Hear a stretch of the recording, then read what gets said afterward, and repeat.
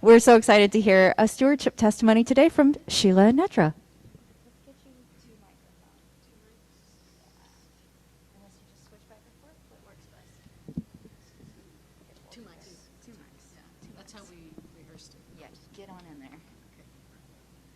Hi, I'm Sheila. And I'm Nedra. And by the way, it's totally cool that some of you might just now be figuring out we're not the same person.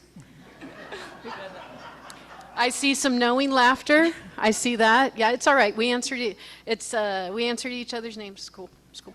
All right. So this is our peace story.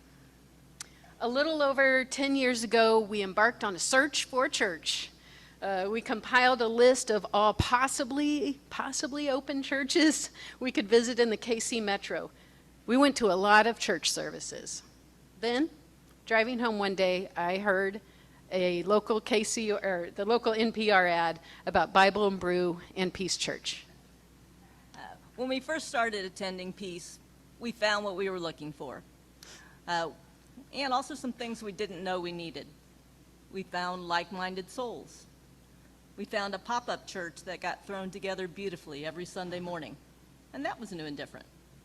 We found amazing sermons that challenged us. We found music that became the soundtrack of our weeks, including artists who we've become obsessed with. We found people who accepted and affirmed us for exactly who we are.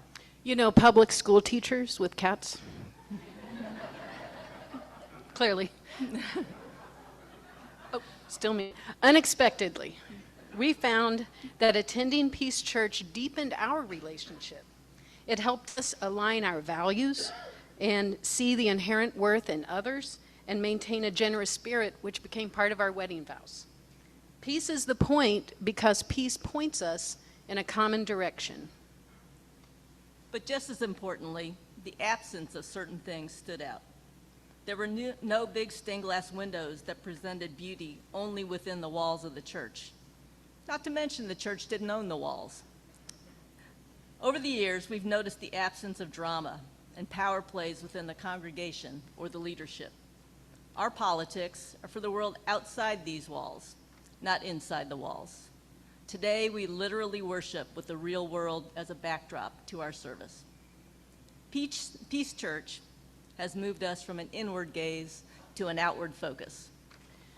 The two starting points for us years ago outside the walls of this church were attending a rally for Fight for 15 and volunteering at Micah Ministry, neither of which we would have done without being a part of Peace Church. We're not bold people, okay? We are not comfortable in those venues. We'd rather be behind the curtains instead of in the spotlight. But Peace Church has emboldened us, and peace is the point because living out our values is the point. I had no idea that Micah would give me a sense of purpose during my retirement. There, my eyes were open to what it means to give love to every single other. Your financial commitment to Peace Church generously supports many great organizations through our mission budget. Peace is the point because building a more loving and just community is the point. This is our peace story. I'm sure each of you have your own peace story. Reflect on that story as you make your decision during this stewardship campaign. We celebrate our commitment on Pledge Sundays today and next Sunday, October 19th.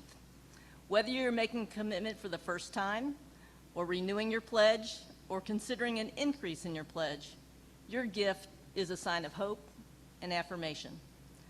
If you plan to continue your 2025 pledge at the same level as in 2026, please still turn in a pledge card with that information. The finance team builds the 2026 budget based on the amount pledged, so it is helpful to know that information. You can make your pledge in person by turning in your pledge card today or next Sunday, October 19th.